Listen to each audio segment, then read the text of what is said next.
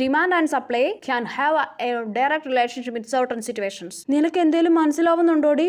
എനിക്കൊന്നും മനസ്സിലാവുന്നില്ല. എനിക്കും. മിസ്സിന്റെ ക്ലാസ് ഒന്നും മനസ്സിലാവുന്നില്ല അല്ലേടി? അതിനൊക്കെ ഞങ്ങളുടെ മിട്ടു സാറ്, പുള്ളിയുടെ ക്ലാസ് സൂപ്പറാ. മിട്ടു സാറോ? അതാരാ? എടി യൂട്യൂബിൽ മിട്ടു സാറിനെ അറിഞ്ഞൂടെ? ഇല്ല, അറിഞ്ഞൂടാ. ഞാൻ കാണിച്ചു തരാം. ഇതാ നോക്ക്. ഹലോ മക്കളെ, മിട്ടു സാർ എത്തിയിരിക്കുകയാണ്. അപ്പൊ മക്കളെ, ഇന്ന് നമ്മൾ പഠിക്കാൻ പോകുന്നത് ഡിമാൻഡ് ആൻഡ് സപ്ലൈ ആണ് കേട്ടോ. ആതിര സാറേ ഹായ്. ഹായ് ആതിര.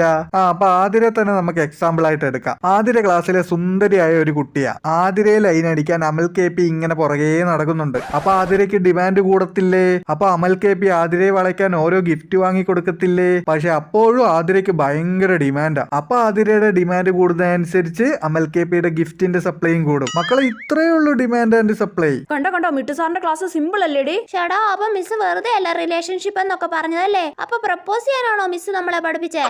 ബെസ്റ്റ്.